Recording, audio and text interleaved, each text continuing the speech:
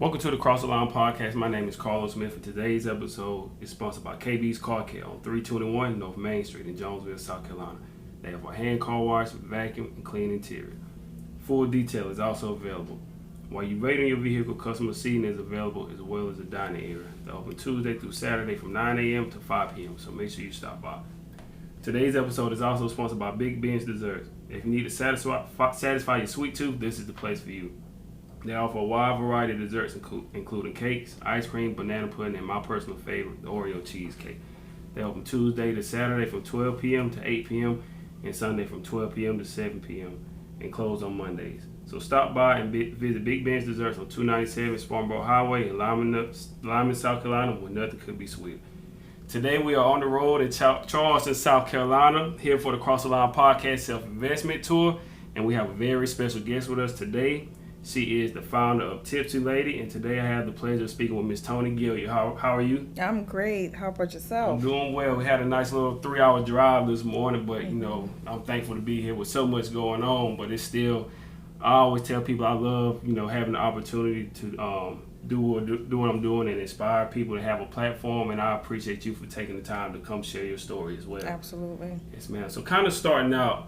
Tipsy Lady, can you tell the people watching us, of course I did my research as well, but for the audience and people paying attention to this interview, can you tell people how long have you actually been in business with Tipsy Lady? So I started in 2019. Mm-hmm. That's when the concept came to me, traveling in Barbados, visiting family. Hadn't been back there in 21 years. So Wow. That's where the message was given to me to start the company. Mm-hmm.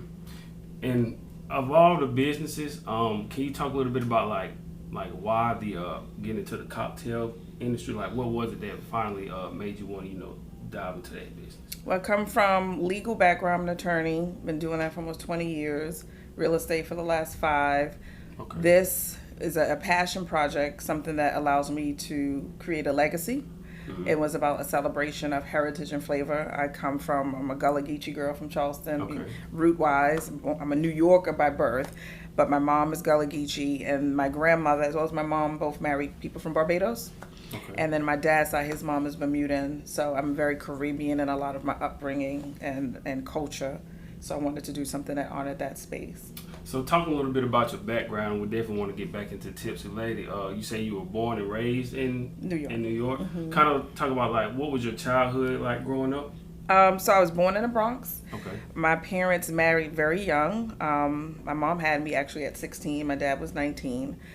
They separated around when I was like 3 or 4. And Mm-hmm. then right after that, living in the Bronx during that tender age, we moved to San Juan Hill, which is in Midtown Manhattan, 64th in Amsterdam, also Mm-hmm. known as Amsterdam Projects now. Grew up in a single parent home. I have 1 sister, 2 brothers. I learned to speak Spanish at 7 years old. My neighborhood was very Caribbean and in Spanish, more Puerto Rican, Dominican, and a lot of Caribbean culture as well. So that's pretty much upbringing and where all that was founded as far as inspiration, drawing on roots. And first to go to college, first to graduate from high school, not in that order. First attorney in the family. So my mom was very strict. Right.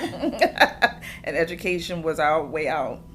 Did you feel a lot of pressure, being the first to graduate from college and of course graduated from high school? Did you feel like pressure to, be the first in your family to, make it this far or to that level as far as like graduated from college? Did you feel like it was some kind of pressure or high expectations on you? No pressure. It was just a part of the fabric and part of the conversation. It wasn't like there wasn't an option, and then there was no pressure because I love education. I love to read. I love to explore languages and the arts. I did dancing as a kid and was an artist and wanted to go to LaGuardia High School. So for me, it wasn't necessarily like there was an expectation that made me feel like I have to do this. It was, this is what it's going to be, and that's it. And there was no resistance. I welcomed it. Did you come from a family of entrepreneurs, or were you kind of like the first in your family to, start the the journey of entrepreneurship? Not necessarily. My grandmother, which is my mom's mom, was a hustler, right? She worked, in the medical field or more assisted living, but she also sold dinners in Harlem, on 20th and Lenox, sold crabs on the road. Like, so that entrepreneurship, growing up watching that, I didn't know there was a word for it. It was, we selling crabs this weekend, or we selling dinners. So that was entrepreneurship. I didn't discover that that's what it was until I became an adult.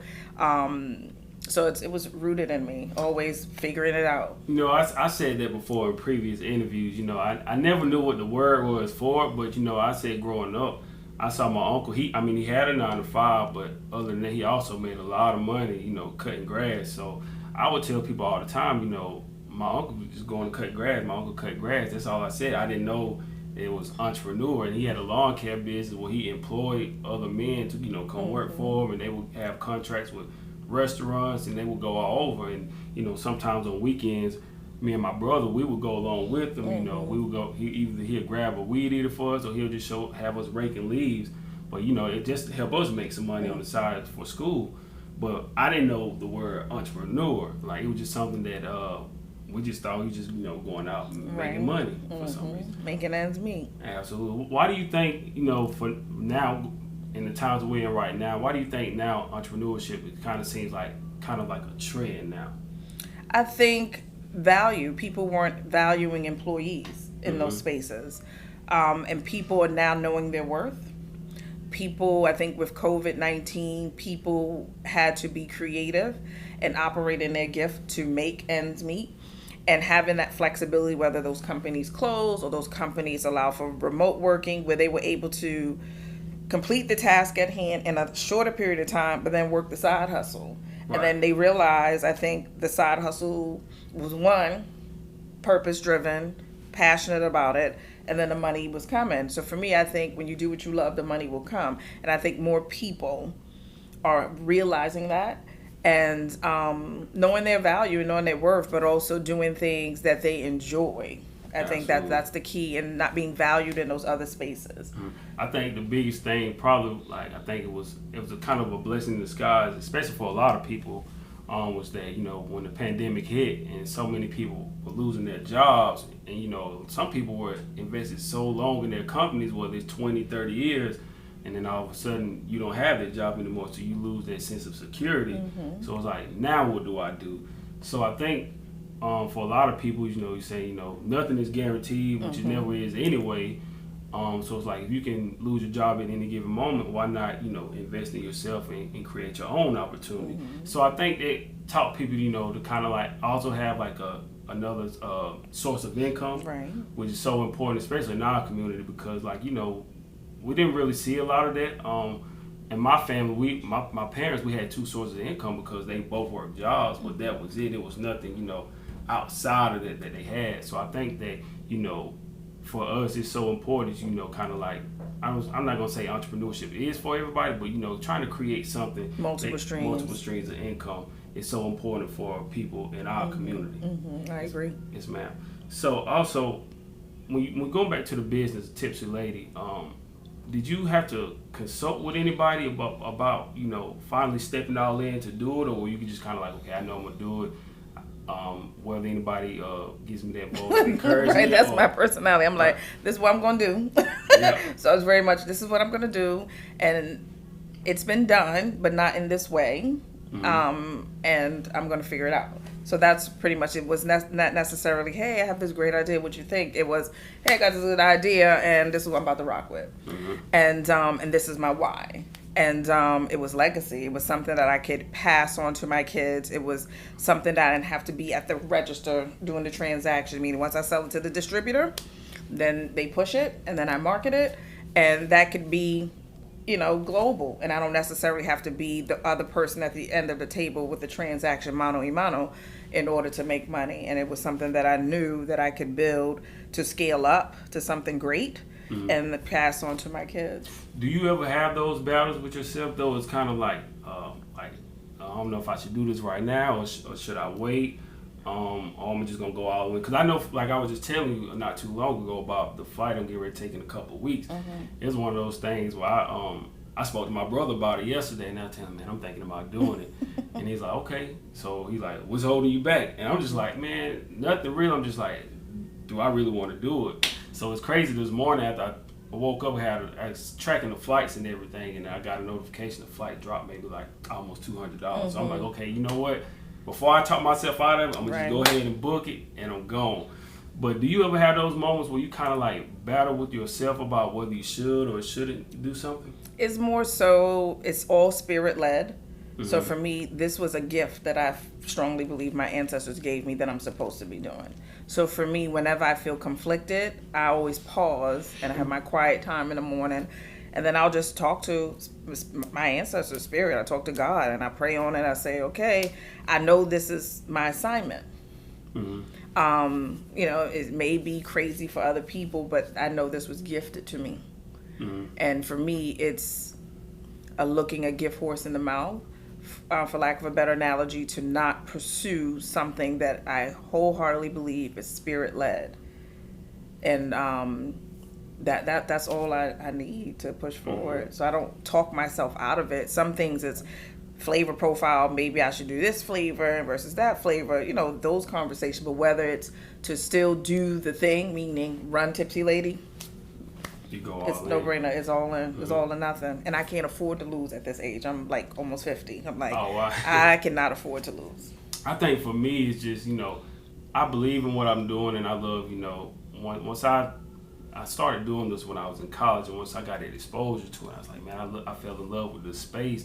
And I didn't see a lot of people in the media space, So it's like, you know what? I feel like I can do this. And I had that exposure of covering professional sports. And then doing it on my own, it's kind of, entrepreneurship for me, sometimes it gets lonely. It's a tough journey. And sometimes I'm like, man, I wish I had somebody, to come along with me. But it's like, I can't expect everybody to, see my vision and have the same drive as me, because it's not for them to see.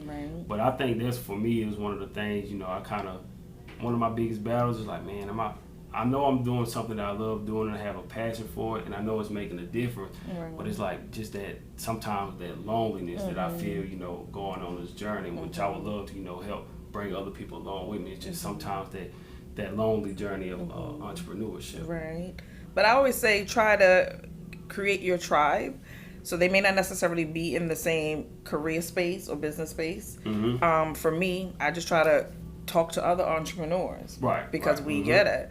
I don't know anybody in the cocktail space, but I remember running a law firm. I remember doing real estate, which is definitely very independent in nature, and connected with people who get it. They know the hustle. You can bounce things off, not strategy wise as far as what product you're delivering, but some of the challenges you may have. I say you don't have to be alone as a business owner. There's tons of people out here more than ever now where you can collab with. A lot of co-working spaces. I always say, tell people about your business, make your business their business, so that you don't feel alone and that you can bounce things off, even if it's things like accounting. Oh, who do you use as a CPA? Or did you know about this particular regulation? Have a conversation and create. And at one point I would have, a weekly meetup at a restaurant over cocktails with men and women entrepreneurs. Let's go and vibe and see how we can share resources and help each other be great. When you talk about it, did you find yourself, kind of changing your circle a little bit when you went to venture into the entrepreneurship space? Did you find yourself kind of, not necessarily just ditching your friends or whatever, but kind of maybe in a little sense, a little bit distancing yourself, kind of changing your circle and your environment once you switch over to, entrepreneurship? I have the same friends I've had for over 30 years. So, but the difference is I didn't grow up in Charleston. So all my folks are still in New York and the Jersey area, right? So it forced me, to kind of stay the course. I'm the only entrepreneur in my tribe. And they look up to me and they feel encouraged, inspired, but nobody's left their job yet. But having being very intentional about the spaces that I'm in, meaning I party with a purpose. Why am I going? If I'm going to have a good time, I'm going to have a good time. What are the expectations? So for me, I go out a lot alone because I don't want to be in a bubble where I'm not just focused on the group that I'm with. I get to meet and network with other people. So I don't necessarily change my tribe and just have different tribes and different pockets for different things. So how long have you actually been down here in Charleston? I moved here in November of 2003. Okay. And the reason I asked that is because we have this conversation before, and I seen one of my friends, he recently posted about it, was saying sometimes, we're from the same area, about 5-10 minutes apart, and recently, about 2-3 years ago, he moved to Atlanta, and he was saying sometimes some of the best things that can happen to you is, leaving home and changing your environment, because it forces you to, create your own opportunities, and you find out so much more about yourself when you leave home. Did you feel like, or do you feel like, in a sense, that sometimes it is best to kind of like uproot and leave home so you can kind of like find yourself even more? Right, and be exposed to different things. Like, I've lived overseas. I started that I left New York, went to DC for college, went to Maryland for law school. I've always moved around. I've studied abroad. So for me, and then I travel a lot. So I'm leaving for Barbados tomorrow. So I travel a lot, and before the pandemic, I tried every 3 months or every 4 months to leave the U.S. to get a different perspective and then meet with people, even when traveling, whether it's locals or people who are also traveling. For me, taking myself out of my everyday environment is key for my growth, because I get to see how other people live and explore. I think one of the things that happened for me about 2-3 years ago was when I finally stepped out of my comfort zone, and I actually, for the longest, I was afraid to even get on a plane. So I was like, man, I'm not gonna get on a plane because they go up and then they come down. And first time I ever got on a plane, I was 28 years old. I just turned 30 back in March, and but it just changed my perspective. And first time I flew to Jacksonville, Florida. And just experiencing different things and seeing how just a little bit how the culture is different. I actually just came back last week from Michigan, and the way they just embraced me and showed me love there. But their culture is just different. Even certain things like I had one lady, she was saying they say pop into the soda. Well, we say soda down here. So I'm like, man, pop, what is what is that? But it's just different things like that. But they embraced me, and then just the opportunities I had to network. I had a chance to talk to some people about my book, and they invited me back for like a book sign, and then have my book in the bookstore. But it's like, if you just stay in your comfort zone, you just miss those certain opportunities, and those relationships that you can build with people. So now I'm just like, what, I'm still get a little nervous hopping on a plane here and there, but to me it's like one of the best things that happened to me, because it's like, it's so much more life to live, and then if you just stay in your bubble, you'll just miss out on a lot of different things. But I want to ask you also, speaking about Barbados, I remember you said in the article, it said that you vacationed in Barbados, and you heard your ancestors say the word legacy. What does legacy mean to you? That it precedes me in death. Whatever I'm building, like real estate, I pass away, somebody else takes over the... Right. With this, as long as I have the model set up and the board of directors in place, it'll precede me in death, meaning not only my children will be fed, my bloodline will be fed, but little brown boys and girls who, look like me, they would be fed through the foundation that I'll be starting as well, to give money to startups, because I had to do all this out of pocket. It's very hard to get capital. It is. Very hard to get capital. And that small seed can make a world of difference in a business. Mm-hmm. I want you to, when you talk about capital, like in the early phases of your starting Tipsy Lady, can you talk a little bit about like how the early phase was and like the things you had to go through to get started? So one, I knew, the name Tipsy, that's what it was. Checking, having a legal background, making sure it wasn't already taken. Hiring consultants who weren't great consultants, who really didn't know jack crap about the business. Learning early on when to walk away. Trusting gut. When I was having, conversations with some of those consultants, when my stomach felt uneasy, I had to go with my gut, and it's time to separate, trying to, move on and find somebody else, because that's just not it. And also understanding to not operate in the spirit of desperation. And that's from personal relationships as well. For me, it was, I need money, but I'm not about to give you a bunch of equity in my company, and you're not contributing anything of value, especially nothing tangible, no money. You just want to consult, and me give you X percentage. So for me, it was, I need the expertise, but also trusting my spirit and saying, you're not even giving me the expertise I'm paying you for.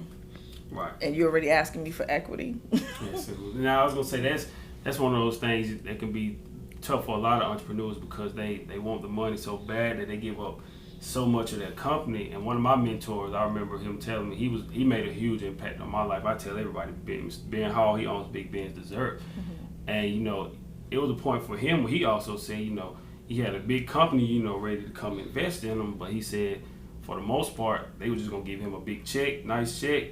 But he wasn't going to... And they would make all the decisions. All the decisions. None of the stuff was going to be on him. So he said, you know what? I'm out. Mm-hmm. He turned away from it. But I think a lot of time in those situations, it can be tough. But like you said, you went with your gut feeling, your gut instinct. Mm-hmm. Do you think... how tough do you think that can be for entrepreneurs? And I know you turned it down, but why do you think a lot of entrepreneurs may feel like they can't do it and they, give up so much of their companies? They don't know. They're not informed, so they don't know anything about equity, what that means, having majority shares. They don't have basic business principles. So, you do have to leverage at some point for scalability with your company to grow, mm-hmm. right? And so that's just the game, the nature of the game, where you give a little to get a little. But a lot of times, they may think they need so little, right? It'll get you over this little baby hump, but not seeing, having foresight to say, it's going to cost me, $500K to get to where I need to be. Why would I settle for $10K and give up equity? Because I need $10K right now. Okay, now that I get that $10K, what next?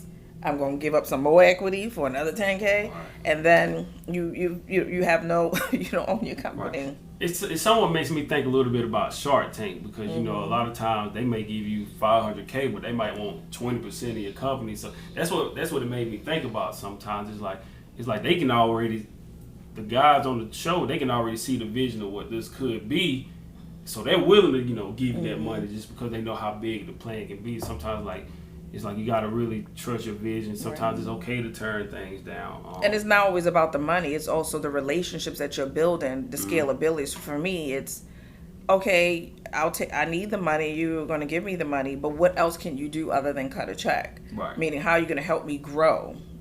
Mm-hmm. Same with Shark Tank theory. They ain't just cutting checks.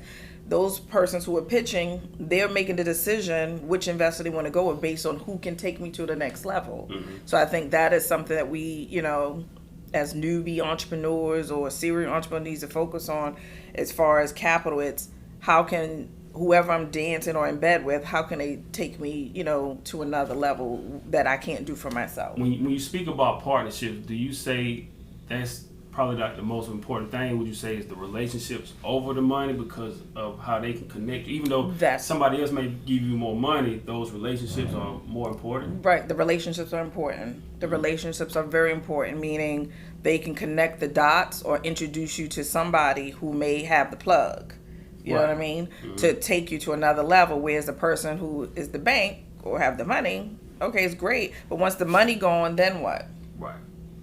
How can you help me grow? You give me the cash. Once the money gone, that's it. Whereas somebody who's going to give up their time, the expertise, that you can pick up the phone and run things by from a business perspective, or somebody that may know somebody who knows somebody, meaning they may not have the answer, but they know somebody who does, that will take you to another level. Absolutely. With your partnership, did you have a hard time, getting people to buy into your vision, and did they have any kind of issues as far as like the name of Tipsy Lady, anything? Did you have a hard time selling them on anything? Well, I'm a solo. I own 100% of my company. I have no partners. It's self-funded, but a couple of people, more with the name Tipsy, but those people, I can count on one hand how many people have said something about the name Tipsy. One, they ain't had no money. They weren't trying to invest, so why you care?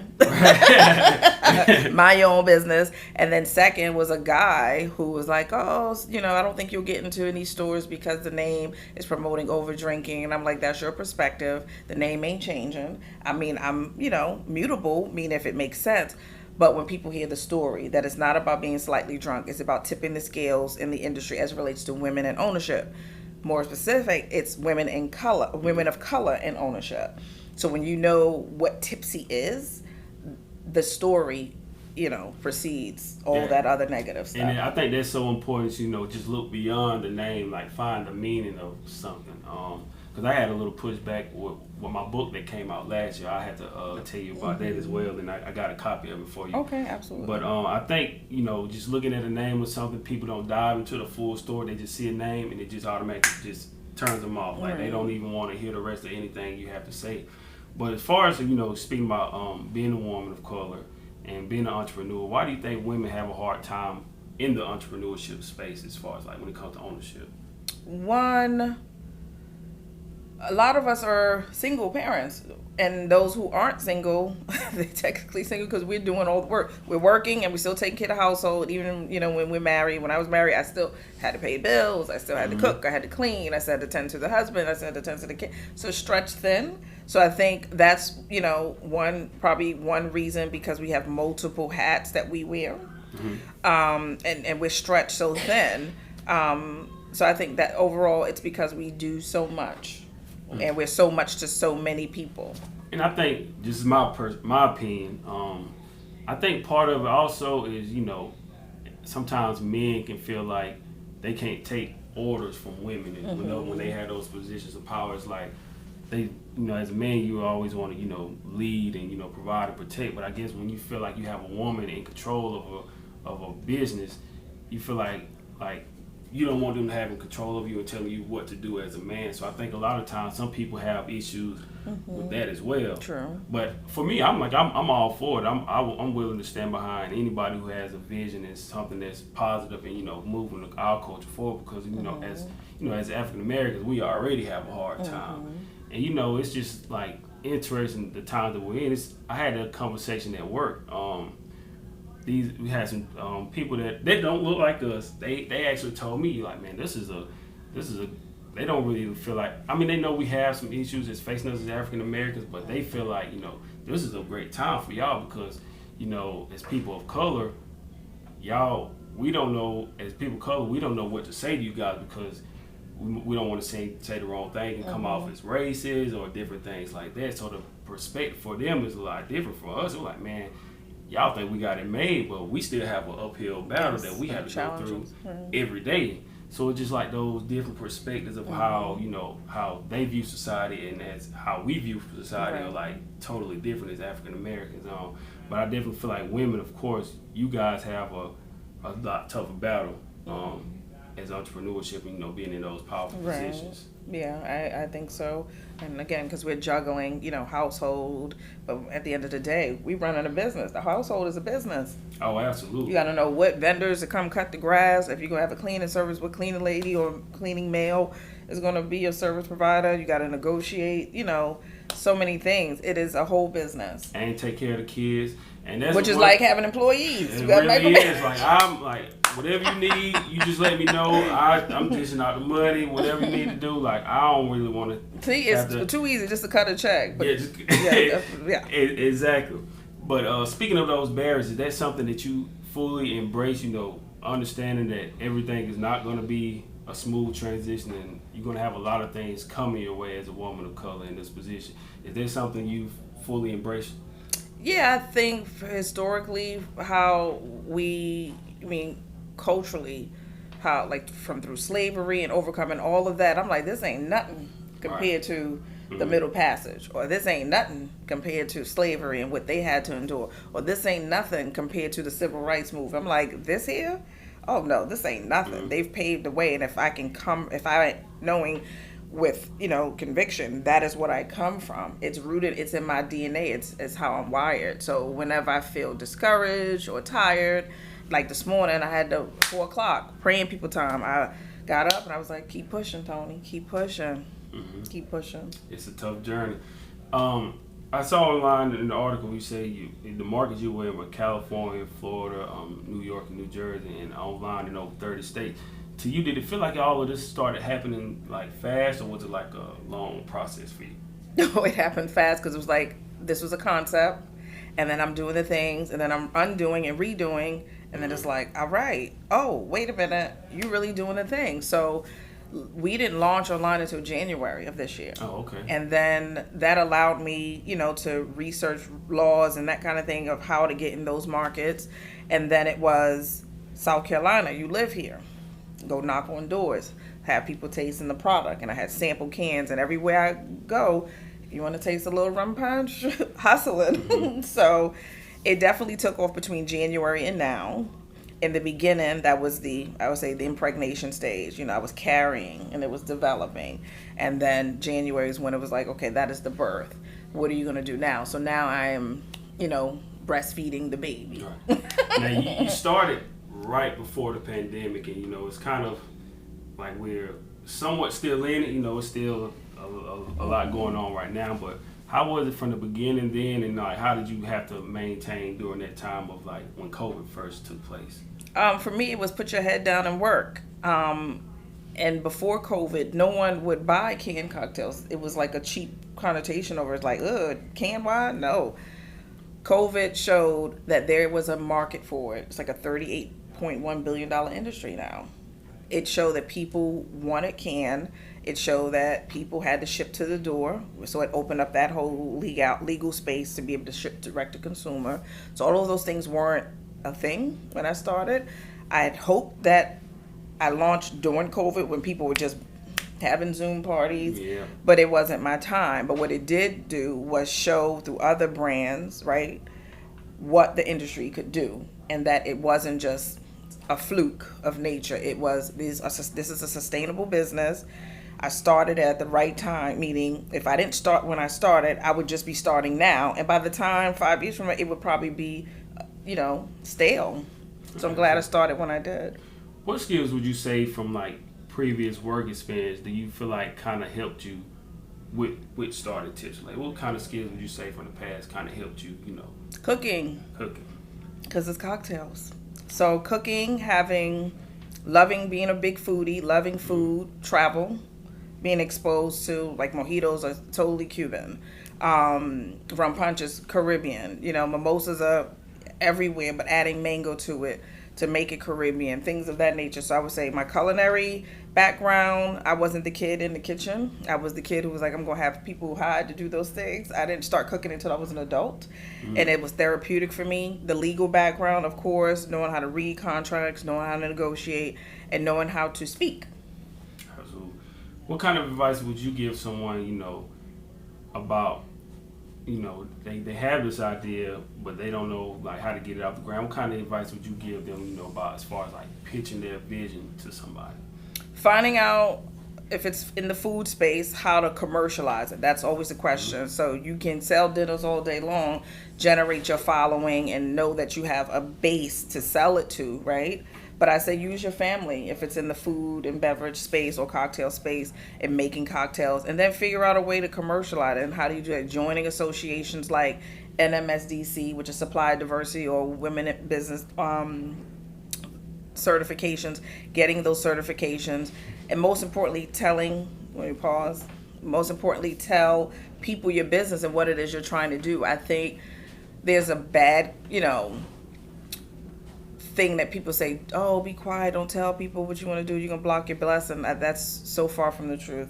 For me, I tell everybody, I need a distributor. I'm on social media. Anybody know a distributor? Right. And then all these people who I've never met have connected me to all the things that got this to be. I'm glad you said that, because it made me think about something I just did, and I did it a few years ago before my book was published. I reached out, I posted on social media, does anybody know someone who can help me publish my book or whatever? So social media is a blessing for that. So I did that, and then a few days ago, like I said, just traveling, doing interviews, I said I'm willing to invest my time in helping somebody that wants to come learn from me. I'm gonna show you I can show you the ins and outs of what I'm doing, help you meet some successful people like yourself.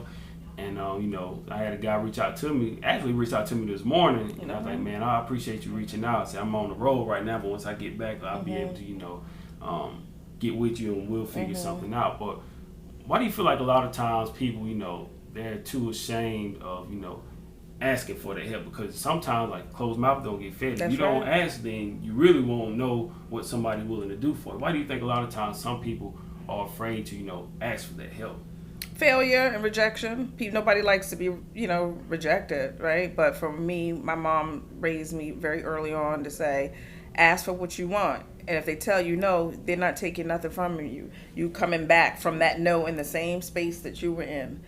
Keep asking. There's something on the other side of that no that will change your life. So for me, I think it's rooted in us as kids. We don't like to hear the word no. I still don't like the word no. But instead of it being discouraging me, where I'm like, oh, he said no, and then went away, maybe I should be doing something. It was like, all right, you said no, on to the next. I'm not wasting my time with this no. I'm gonna move on until I keep getting the yes. I think that fear of rejection is why a lot of people don't do it. I hear no all the time. All the time. And I'll be honest, it hurts to hear no, but sometimes, like I always say, I even put it in my book, it's like, no is not always what you want to hear, but it's something that you need to hear, because it forces you to go back to the drawing board, figure out what you've done wrong, and you can make those corrections. Because if all you hear is yes all the time, then you think you're just a finished product. You don't need any. And you're always growing. Absolutely. So I'm like, you know what? Even now, I'm like, man, I hear it all the time. It won't be the last time that I hear no, but you just have to pick your head up and keep on going. How do you deal with those no's now for you? Like when you hear them, like how does that affect you now? I still get a little pissy about it. I don't like no. But then I'm like, why is it a no? Okay, and then I pray about it. And then I'm like, okay, a rejection is redirection. That ain't for you. Move on. You're not wasting your time begging for a yes. You're like, this is a no. Okay, at least I know where I stand. Let me move on to the next thing and until I get the yeses that I need. And a lot of times I find in self-reflection, those no's should have been no's, because they would have been bad business decisions. Right.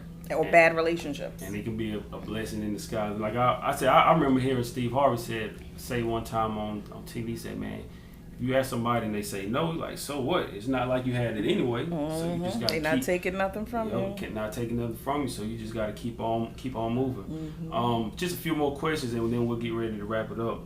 The article on blackbusiness.com also said that you are a parent, single parent, and so how do you find the time, as like we were talking about earlier, as your mom, your entrepreneur, how do you find that time of trying to, find that balance? Because I know it can be tough for myself as well, being on the road, traveling, you're a parent and you're trying to run a business. Like, how do you find that balance? It's hard, but I give myself grace in that I'm like, sometimes I'm a kick-ass mama and sometimes I'm a kick-ass businesswoman. Sometimes I'm both at the same time and sometimes I'm not. And that's okay, but I think communicating with my kids is key. Like, it's open. I'm like, I can't do this because I'm doing this because it's work related. And they get it. And they, I've been an entrepreneur before I had children. So they get it. And sometimes I'll take time out and take them abroad and we'll have that time. And sometimes I got to pull out the laptop when we're on holiday. But I think over communicating is key for me, and explaining to them in common layman's term, as if they were adults, this is what it is. Right. I think that's what, for me, that's the tough part, because at times I'm not always home. I'm on the road traveling. I know they just they don't understand. They just want to be with daddy all the time. So I'm like, hey, I'm gonna figure something out. We're gonna make some time, but right now daddy has these dreams. I want to make sure you guys have the best quality of life. You may not see it now, but in the long term, I want them to understand what daddy did it for, to make a difference, and also just to inspire other people. So it's like, I don't want to show them. I want to show them that it's not okay to say, go after your dreams. Whatever you want to do in life, it's okay to go after. But you understand that it takes a lot of hard work and dedication. And time. And time, yes. And in the beginning, with just the law practice, I pick one day out the week that I spent one-on-one with each kid. Not always the three of us. It's, okay, I'm going to go ice cream on, Wednesdays with my son and then find a sitter. And then on Thursdays, go with my daughter for ice cream. And then on Fridays or Saturdays, we go together. So I think carving out different times, even if you can't do it once a week, like once a month, pick a day where it's just you and whatever kid individually that you can spend that time with. What would you say overall was like maybe one of, if not the biggest sacrifice that you had to make Ooh, child. Put my son in boarding school last year. It was $30,000. Whew. Yes, that was a huge sacrifice because that was Tipsy Lady money.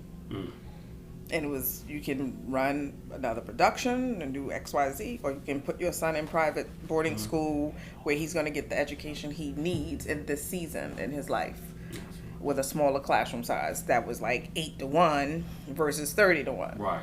So that was the biggest sacrifice that I by far I've made, period. But it will definitely pay off in the long run. Yeah, he's home and he's like, I don't want to go back. And I'm like, okay, I ain't got the money, so you might not. But I've seen the growth in this last year with him as a young man who's 13 and coming into his own. What message do you preach to your children, as far as, because they've seen both sides, as an entrepreneur or, working a 9-to-5, like which way do you would you like to see them go? Like, do you try to sway them, or you just nope? I say up to them? Well, pick your passion. What are you passionate about? Do what you love, and the money will come. Mm-hmm.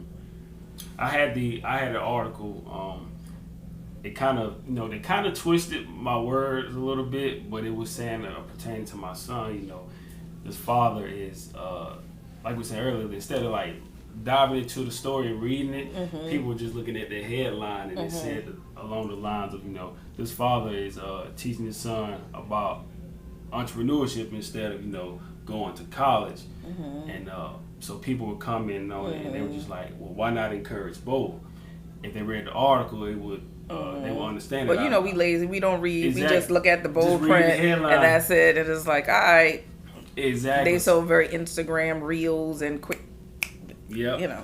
And I was like, man, I am. So it kind of like bothered me a little bit, just a little bit. I was like, man, I never even said it. Like, if you read it, you understand. I'm encouraging both. I'm just giving him that exposure to see both sides. Because growing up for me, I didn't get a chance to see both sides, really, for my parents anyway.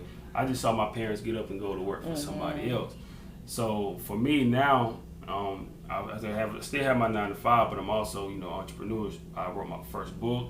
I'm traveling doing the podcast, so my son gets a chance to see both sides of it. So people would just come in like, why not encourage both? And then I would come in and tell them I am encouraging both.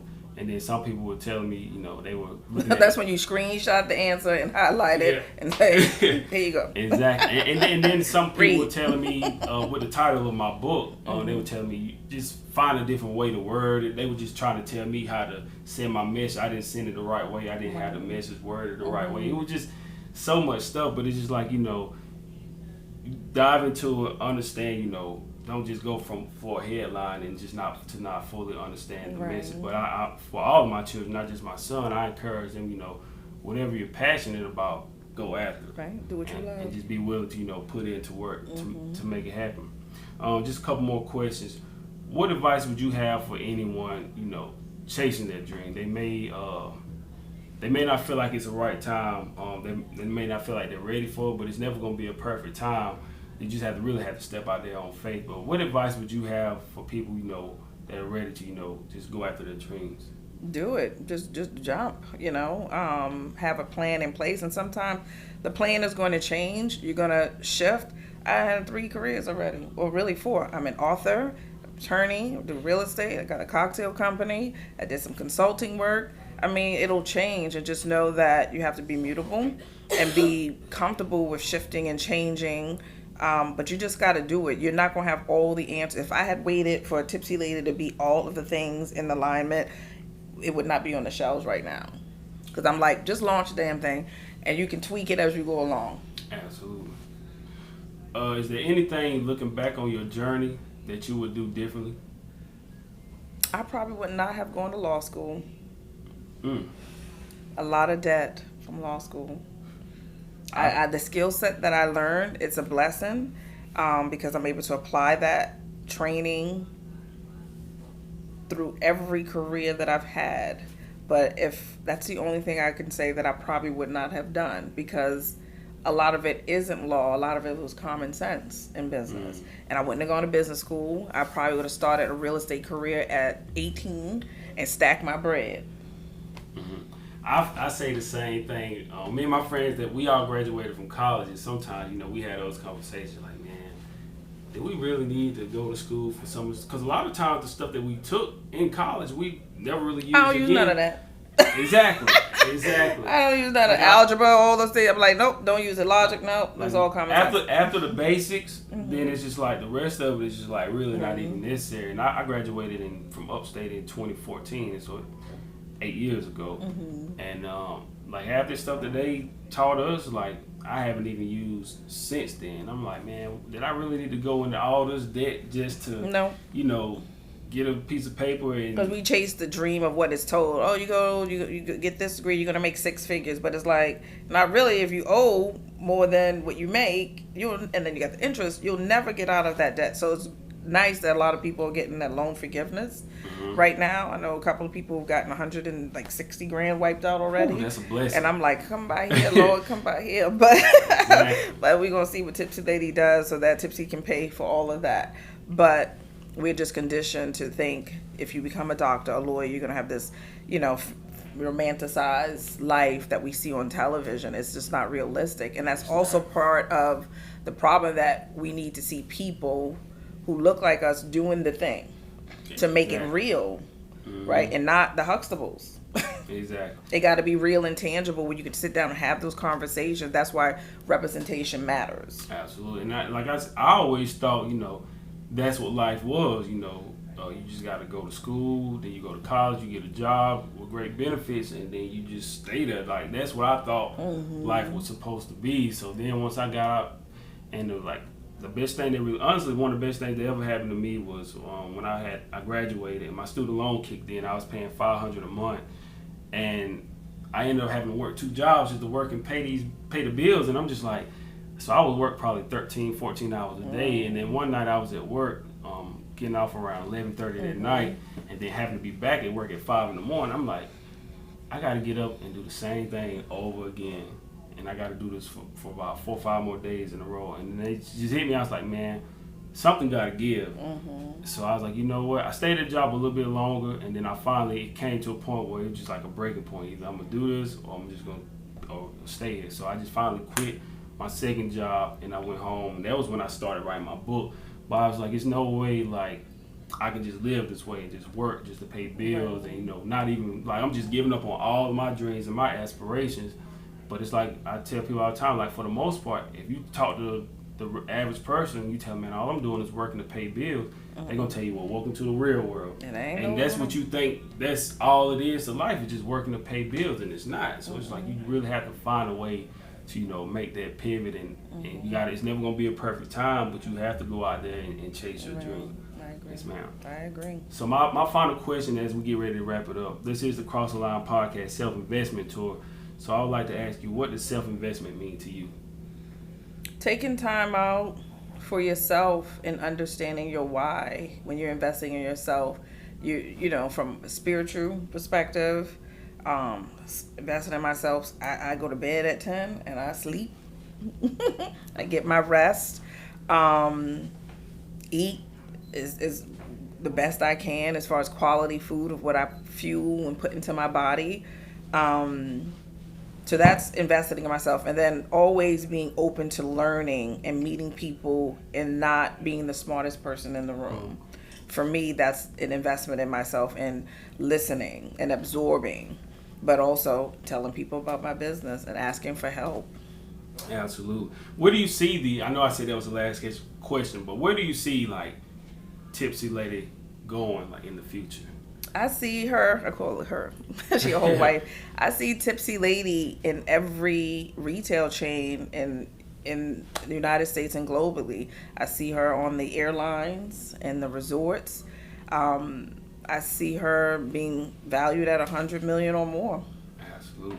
And I love the colors of it, because it gives you like this relaxing vacation type vibe when you look at the colors of it. I'm gonna also let you please talk about the flavors and then how everyone can find it. Okay, so I have rum punch, which is a traditional rum punch that you would get in the Caribbean.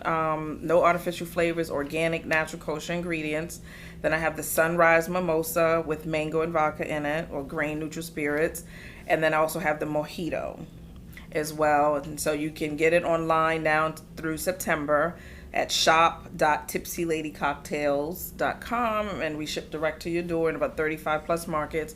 And in South Carolina, we're in all of the Total Wine and Moors, as well as a couple of other wine and spirit or liquor stores here in South Carolina, including Kiowa Island as well, Kiowa Spirits. Absolutely. I want to thank you, Miss Toni, for taking the time to sit down. I really enjoyed this conversation. Thank you.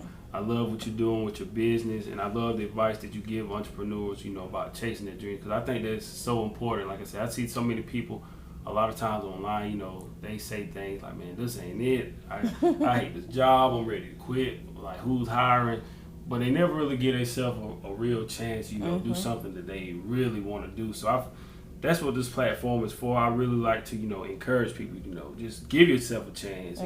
It's not going to always be smooth. It's not going to always be perfect, but you just have to be willing to, take that step. And you never know what kind of doors are going to open up for you when you go out there and step out on faith. So I really want to thank you for encouraging people.